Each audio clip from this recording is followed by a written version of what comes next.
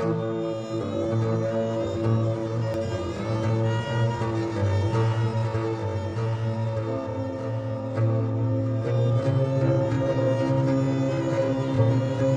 John Birch Society considers communism only one arm of a master conspiracy in which socialist American insiders are plotting to establish world government. Now, it also says, and here's Director John McManus, that's your public relations director, saying that former Secretary of State Alexander Haig and CIA Director William Casey are two of these master conspirators who are plotting to establish world government. Now, what do you say? That kind of silly, asinine statement is what makes people laugh at the John Birch Society. Well, Tom, I'm sure being a long-standing member of the Rockefeller apparatus and as a member of the Council on Foreign Relations of longstanding, you're fully aware that there is an elitist core in this country that has seen value in subsidizing communism, of protecting communism. It has?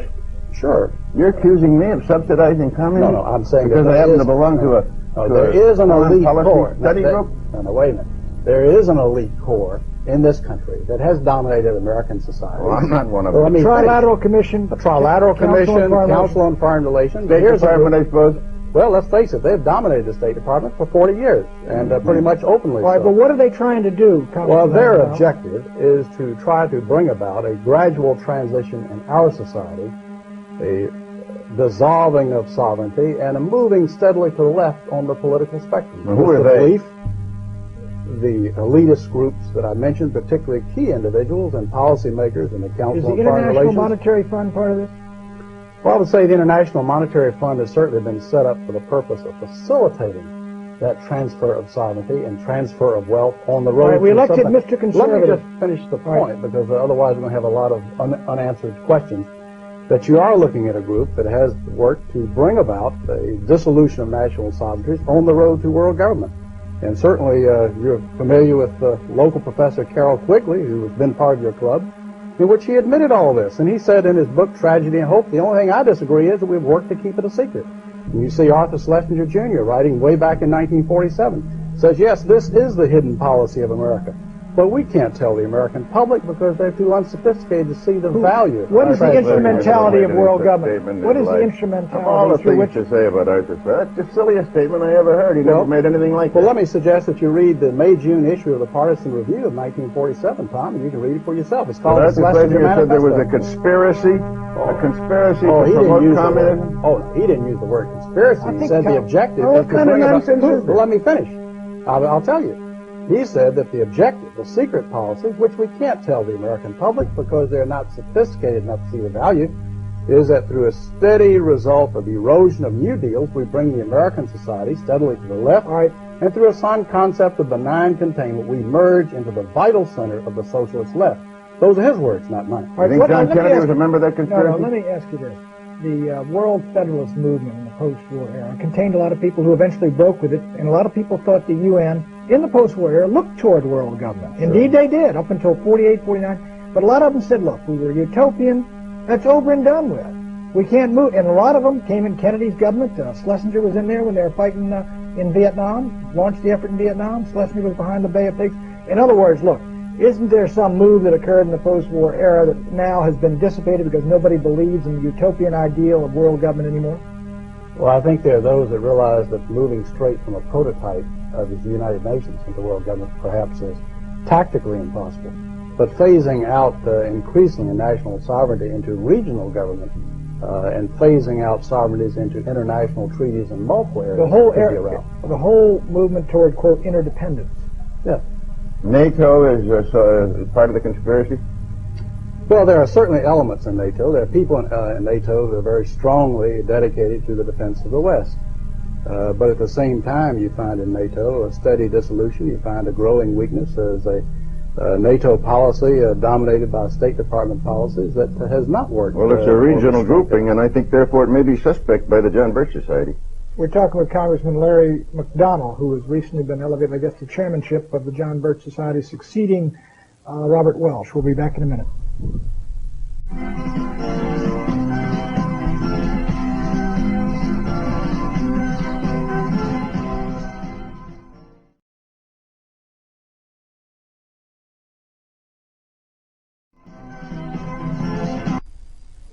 Welcome back to Crossfire. Our guest is the new chairman, recently named chairman of the John Birch Society, Congressman Larry McDonald, a Democrat from Georgia. Mr. McDonald, your predecessor believed that the PTA was too left-wing and that the John Birch Society at one time tried to infiltrate it, or so he said. He used the word infiltrate. Is that part of your program now? Well, I think when the PTA comes out in this program for the test ban treaty, and when the PTA comes out for gun control, and comes out for obviously national legislative programs that have been linked with liberaldom, having nothing to do with education of our children, I think many people are wondering what in the world is the PTA doing, and that includes members of the John Birch Society. Well, I wonder about you. I wonder about you. I looked you up. You're the biggest joiner that I've ever seen in the world. You belong, as I counted them, to 67 organizations, among which are the National Rifle Association, the American Pistol and Revolver Association, the Committee for the Right to Keep and Bear Arms, the Second Amendment Foundation, and the Citizens Committee for the Right to Keep and Bear Arms. Well, Tom, I think there's a real drive in this country to try to destroy the realization of our citizens that they have a fundamental constitutional right to keep and bear arms as the Constitution allows. And unfortunately, there are those in our society, including elements of the PTA nationally, not always locally by any stretch, but nationally, who would believe that the federal government should restrict the right of citizens to keep and bear arms. Can I get back to What kind of grades do you give Ronald Reagan as president? And what kind of grades does the John Birch Society give him? Well, I would say in his speeches, Pat, you'd have to give him close to an A, B plus to an A.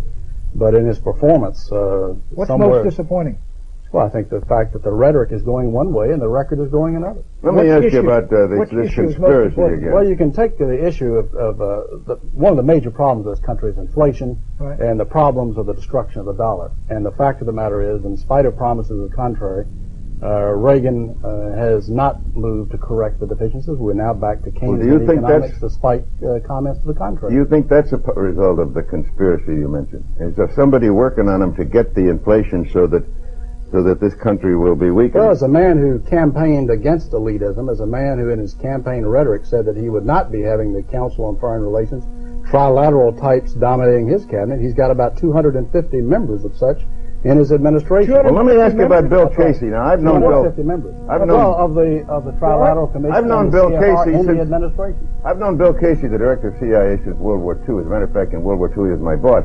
Now, your public relations director, the John Birch Society, says that Bill Casey is a part of this conspiracy that's trying to bring about world government. Before he became CIA, one of his big jobs was aiding in the transfer of technology and goods and so forth to the Soviet Union, helping the Kama River Project, the Export-Import Bank, helping to finance these things. Is the Export-Import Bank part of the conspiracy?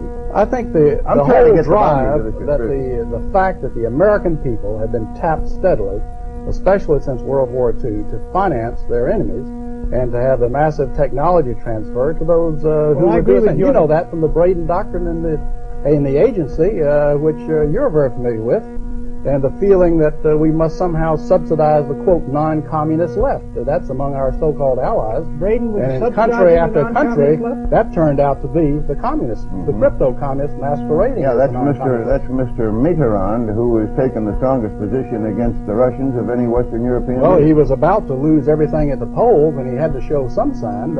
It's very difficult to say exactly how far that will Congressman McDonald, he's been using the term conspiracy. No, I didn't use it. For heaven's sakes, Pat. The John Birch Society used it. I don't want to go through the tapes.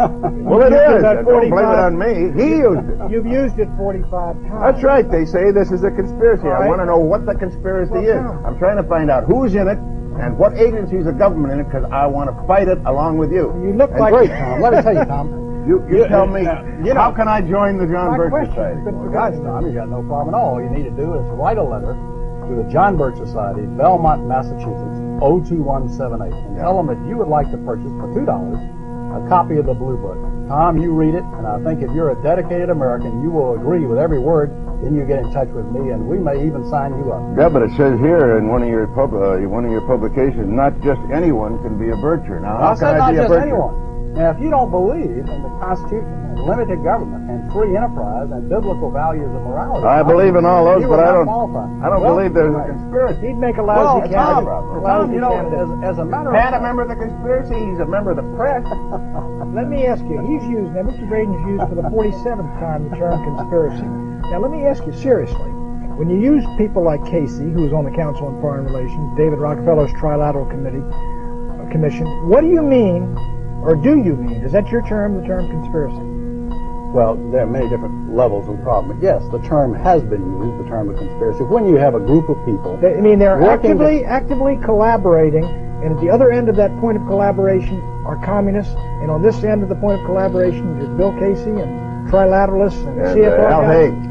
You have people who are part of the elitist structure of this country that have dominated this country openly for 40 years. I know, but they're not, is that a conspiracy? Now, wait a minute. If people quietly working together for evil objectives, two or more, that by definition is a conspiracy. You have, by their own admission, you look at The Tragedy and Hope by Professor Carol Quigley, who's a member of this elitist group. He says, sure, we've been working this. Sure, we've been collaborating with communism. Yes, we're working for a global accommodation. Yes, we're working for world government. The only thing I object to is that we have kept it a secret. And I think we have gone so far along, we should come out and say, I'll bet you "All right, $1.50 let's that Bill Casey doesn't know who Professor Quigley is. I don't. He's at Georgetown a number of years ago. He died a couple of years ago, and he wrote The Tragedy and Hope. He's a very noted member of your club, Tom. Tom, you've got to broaden your reading a That's little right. bit. You've really got to... What I ought to do is read more about conspiracies, and that's why I'm interested in what Well, I'll tell you what you ought to do. do is go back and look at your founder, Edward Mandell House, because he wrote the book Philip Drew Administrator. And in this, Colonel House said that what he envisioned for the world was a world government along socialist lines as envisioned by Karl Marx. Now, that's your leader. Now, Tom, so you got to go back to the beginning. Well, his and see leader what was the book- Woodrow Wilson. Do you think he was a communist? No, I think Woodrow Wilson was his follower. I think Edward Mandell House dominated Wilson, not the other way around. Mm-hmm. And so Edward Mandell House, that was, we ought to make that clear. He was Colonel House. President Wilson's principal Alter advisor. ego. That's correct. Yeah.